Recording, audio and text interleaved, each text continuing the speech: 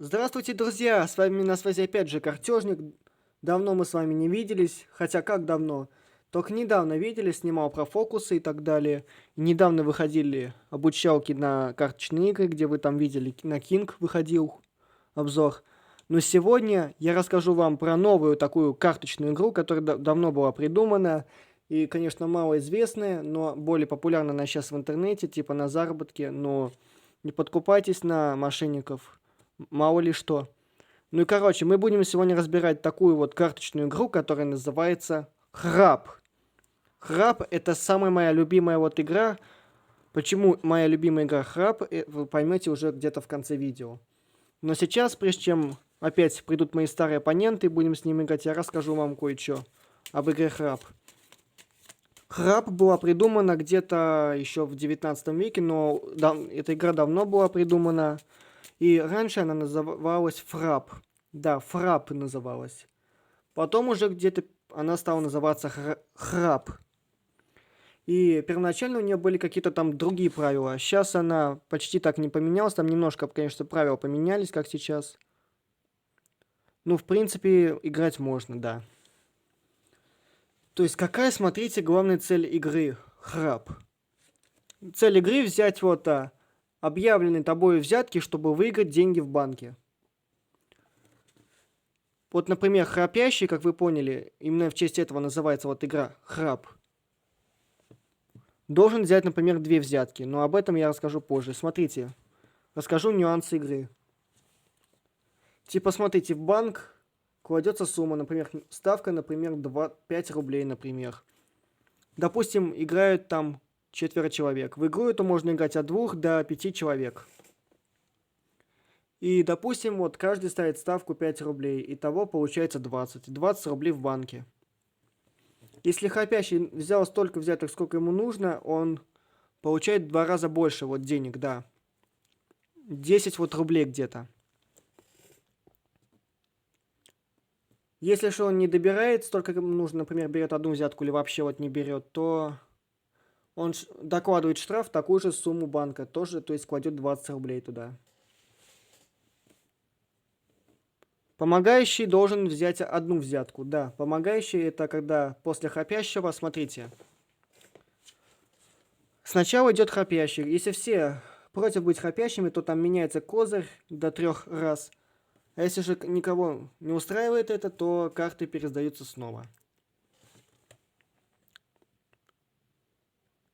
Ну вот, собственно, помогающий, да, помогающий становится после храпящего. Допустим, уже определился храпящий, после него идет помогающий.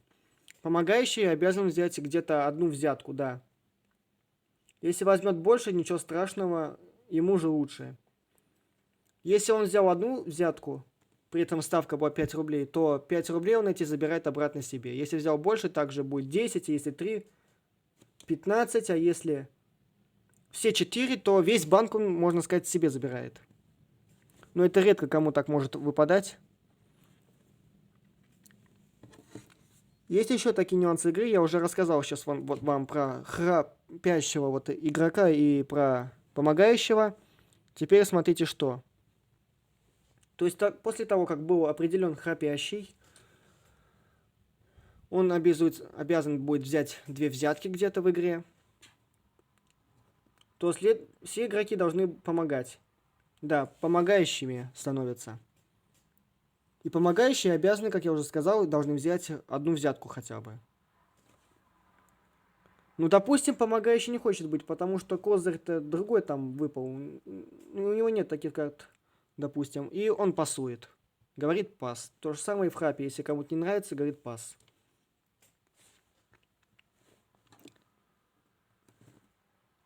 Потом кто-то еще соглашается быть помогающим или тоже пасует. И при этом после этого ему выпадает шанс взять пяток. То есть он сбрасывает свои 4 карты и берет новые из колоды 5. А одну из них он сбрасывает туда. Если тоже другой за ним игрок отказался вот брать взятку, отказался быть помогающим, то он берет шесток. То есть 6 карт он берет новые из колоды, и остальные, вот 4, которые мы первоначально пришли, он забрасывает. и сбрасывать две какие-нибудь из них. А допустим, еще вот смотрите. Тосковать еще на туза. Что это такое? Тосковать на туза, это смотрите как. Когда из козырей пришел только один туз, то можно тосковать на туза. При этом он все три карты сбрасывает, кроме туза, берет еще где-то 4 карты, да, из колоды. И сбрасывает одну из них, которая ему якобы не нужна. И при этом он обязуется теперь взять две взятки. Если же у него только младший козырь, вот эта шестерка, например, там крести, например, если козырь крести, то шестерка крести у него к нему пришла, то он может тосковать просто, да. Сбрасывает тоже 3 карты, берет 4 новые, сбрасывает тоже какую-нибудь из них, но при этом он становится не храпящим, как вот уже сказал, а помогающим, и он должен взять одну взятку хотя бы. Ну что ж, хватит болтать, давайте еще покажу. Сейчас покажу вам. А, да, еще забыл, кстати, сказать вам, смотрите. Что-то поторопился я, да. Есть еще такая штука, как так называемый вертолет. Это очень редко кому как попадает, но кому выпал, это джекпот, можно сказать. Вертолет — это когда к тебе пришли только шестерка крести и туз, например, крести, если козырь крести. Ну или шестерка черви, там и шестерка, ой, туз черви, когда козырь черви. Но при этом больше козырей других нет. То он объявляет всем вертолет, и он становится храпящим, должен взять две взятки, а все остальные помогающие. При этом они не имеют теперь права менять карты, как бы. А у кого вертолет выпал, он может, да, скинуть две карты. Ну или шестерку, например, крести. Если коза крести, то сбрасывать, если она его не устраивает. Ну, если не ошибаюсь, да. Я вот играл храп, там были вот как раз такие правила. Ну вот я вам и рассказал, давайте-ка же все-таки приступим вот к изучению игры на примере. То есть, как всегда, ко мне приходят мои старые оппоненты. Опять дворовый мальчуган, хулиган Петяй пришел со своими карманными денежками. Вот, допустим, смотрите, поиграть со мной решил. Подзаработать игрой в храп.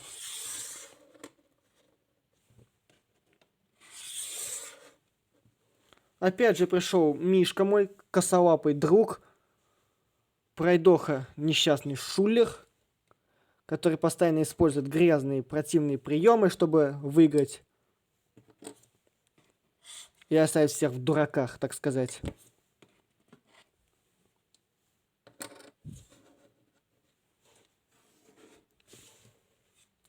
Ну и опять же наша любимая дамочка, ой, то есть девочка из аристократической семьи богатой династии Галя. Тоже пришла со своими такими деньжатами. Ну, естественно, у нее же богатые-то родители. Поэтому деньги для нее это не проблема, даже игрой в карты. Ну и, собственно, я тоже вот пришел вот поиграть со своими друзьями в храп.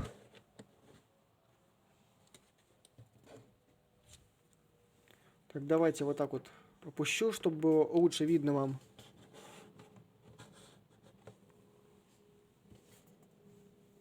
Да, вот так вот.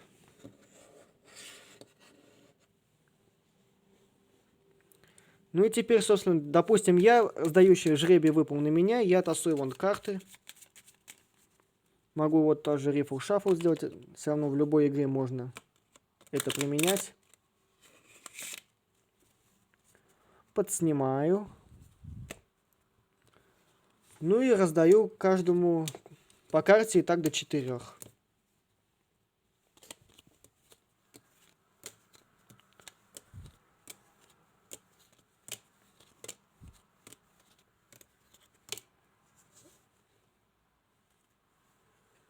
Вот я раздал себе вот 4 карты, как видите. Давайте посмотрим, что там у нас выпало.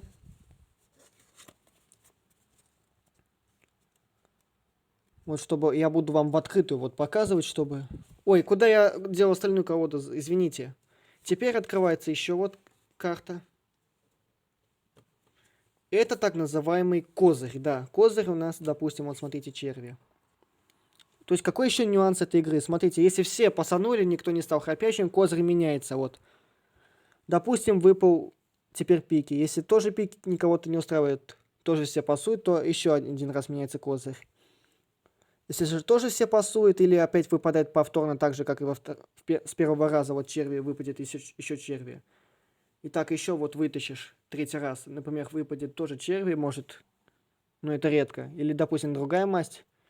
Тоже при этом все спасовали, то карты будут раздаваться заново. И в банк останется такой же суммой и доложит такую же ставку, как нужно. То есть давайте буду в открытую показывать вам карты. Ну, козырь, вот черви у нас.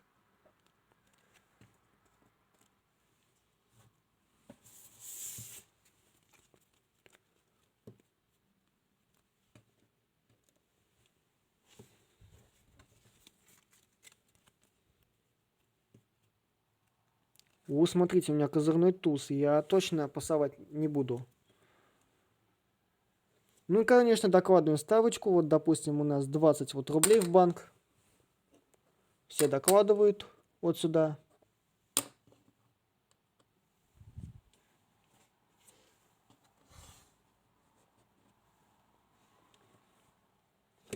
Так, давайте-ка подвинем нашего героя.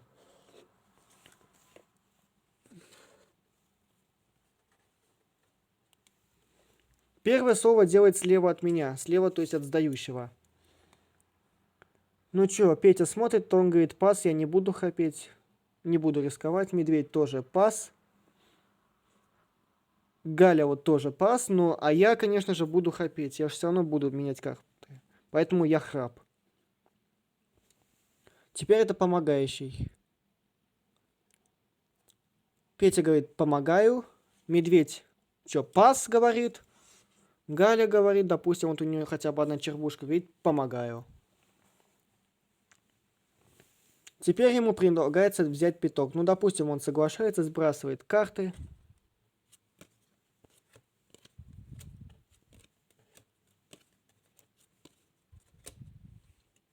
Ну, допустим, он сбрасывает, например, шестерку пик. Все равно она ему не понадобится.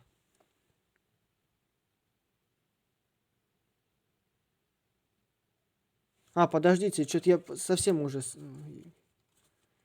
Ё-моё, а. Простите, совсем уже.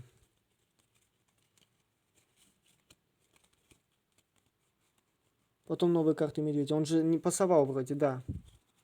А вот Мишка пасовал, вот ему как раз и нужны будет. Вот он и сбрасывает медведь наш. Пройдоха шулер.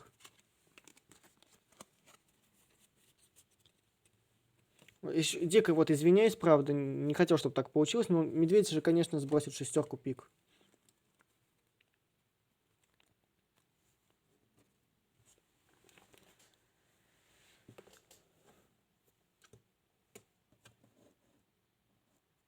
Ну, Галя помогает, да. А, ой, наоборот, должен сбросить, ну ладно. Потом еще несколько конов сыграем. Ну, допустим, он сбрасывает все вот эти три карты. Берет новые 3 из колоды. Еще козырек выпал, смотрите-то, а. Ну, не факт, что повезет, то козырь это младший у него. Медведь уже взял пяток, поэтому не будет, ему не полагается. Ну, а Галя, конечно же, сбросит, допустим, например, ну, пикового короля, думает, оставить, пригодится на счастье. Сбросит 2 карты, возьмет еще 2. Пришел червовый король.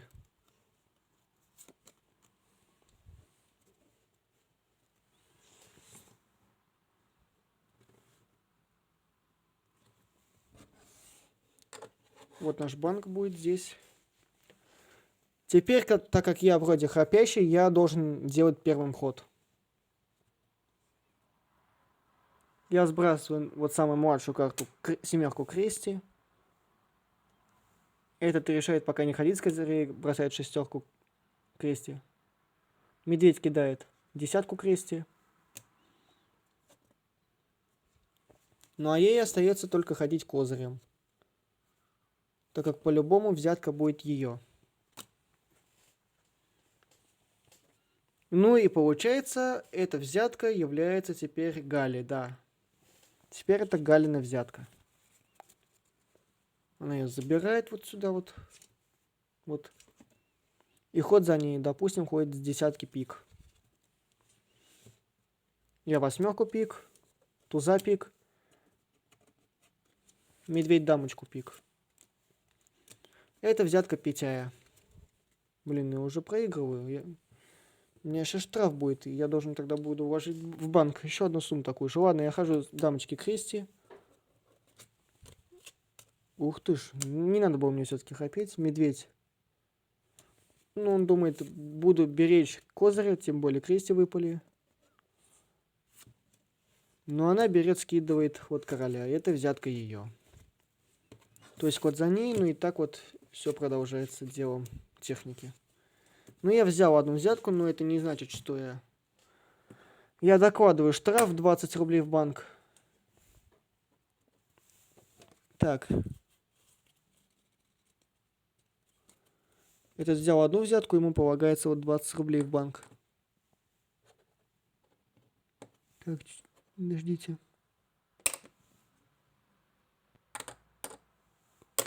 Вот он выигрывает вот эти деньги, я вот уже вложил сюда в банк штраф. Подождите, вот типа я, смотрите, кладу вот штраф в банк. Он выигрывает вот эти денежки. Медведь тоже вкладывает 20 рублей в банк. Ой, какие 20, извините.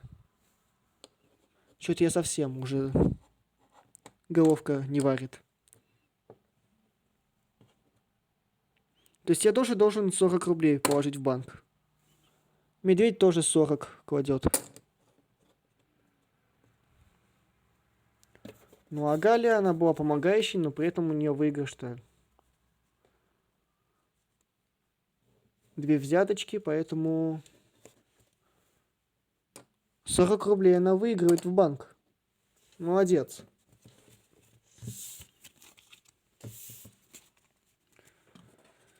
Еще сейчас раз вам покажу, как играть. Вот опять же сумма вот с такой же суммой. То есть тасуем карты.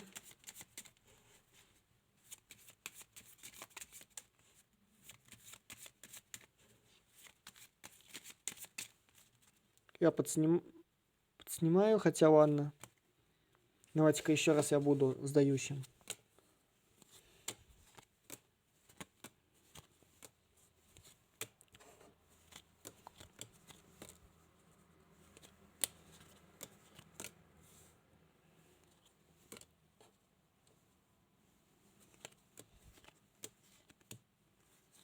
Выкладываю козырь у нас, смотрите, в чё.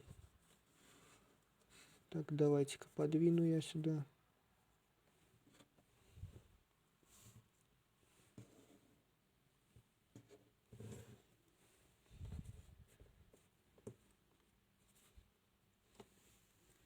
Козырь у нас, смотрите, пики. Туза, конечно, мы не имеем права вообще менять, так давайте. Ну, по пикушкам-то у меня вообще... Я хапящим точно не буду.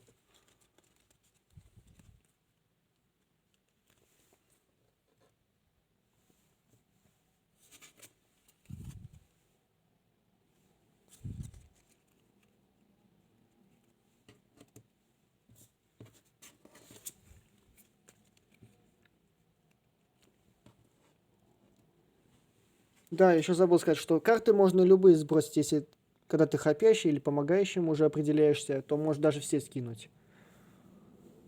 Ладно. Первое слово вот слева от сдающего. То есть от Пети. Петя чё? Он пас, не будет хапящим. Медведь пас. Галя пас, я тоже пас. Козырь меняется. Опять туз, кстати, выпал. Буби.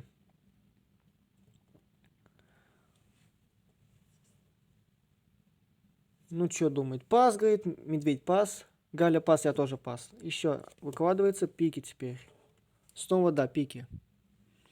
Ну, допустим, пас, пас, пас, пас и тоже пас. Карты снова будут сдаваться. Теперь, опять же, вкладываем 20 рублей Ой, 20, давайте лучше баксов будет, так прикольнее. Опять же все, каждый по 20 баксов в банк кладет.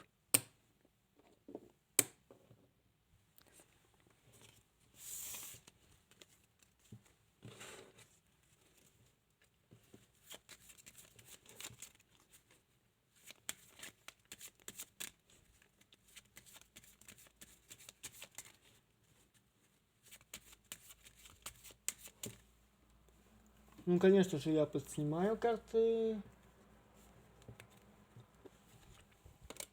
Снова я дилер буду, вот, допустим.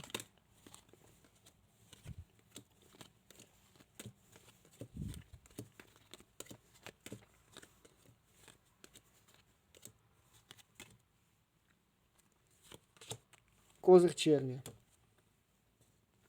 Сейчас посмотрим.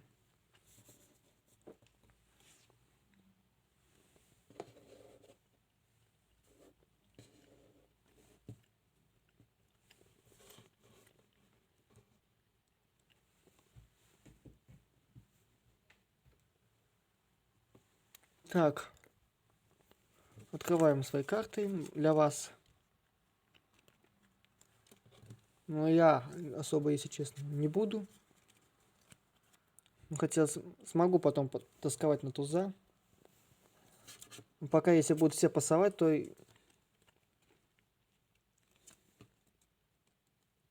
Хотя нет, смогу я, да.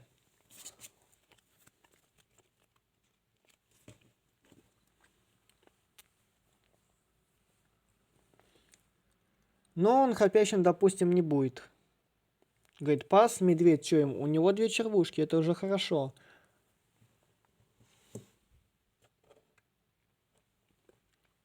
И он, допустим, говорит там... Да, храплю, да. Храп выявляет. Помогающий теперь определяется. Нам, допустим, все. Пас тоже говорит. Что я? Мне предлагает тосковать на туза. Но я, да, тоскую. Сбрасываю 3 карты. Беру 4 новые себе. Ну, я сбрасываю вот 9 пик.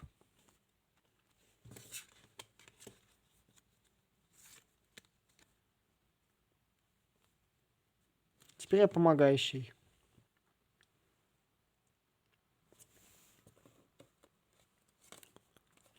Ну чё, тоже сбрасывает. Помогает, говорит. Хотя рано еще, да, карты менять. Помогаю, говорит.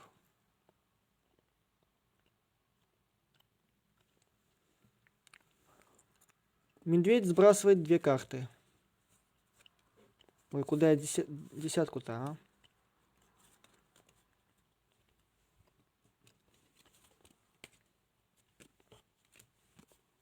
Опа, теперь, да, у него точно большое везение на 2 взятки. Теперь так. Допустим, предлагает ей взять пяток. Но она отказывается, тоже пасует. Поэтому она в игре не участвует, сбрасывает карты. И в розыгрыше банка она как бы не участвует. Ладно. Копящим стал медведь, ходит он. 6 пик скидывает. Ну чё мне? Не только козыря. 8 черви. Ну а ему, так как нужно взять хотя бы 1 взятку, скидывает червового короля. Хотя должен был, да, спеку идти, но не захотел. Ну эта взятка его зря, он так потратил козыря, ладно. Кидает 8 пик. У медведя же 3 козыря попалось. 6 черви он скидывает. Но я в это время беру и кидаю своего тузика. И эта взятка моя. Хожу теперь я, но я, допустим, хожу с крестового вот короля, с крестовой 9 петей, а медведь с козырной 10. Взятка его.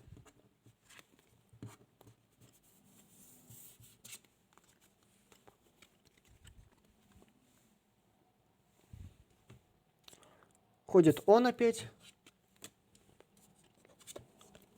Ну все, он взял, как и нужно, 2 взятки. Я тоже взял одну вот взятку.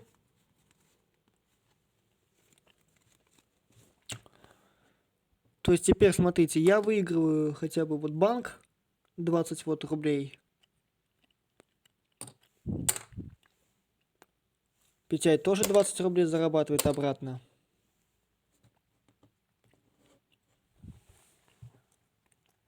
А Мишка себе рублей 40 забирает.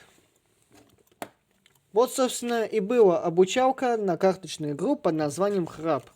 Я надеюсь, вам было все очень понятно, вы освоили эту игру на моем примере же, вот с моими персонажами. Ну а с вами же был я, на связи Картежник ТВ. Всем удачи, дорогие друзья, и всем пока!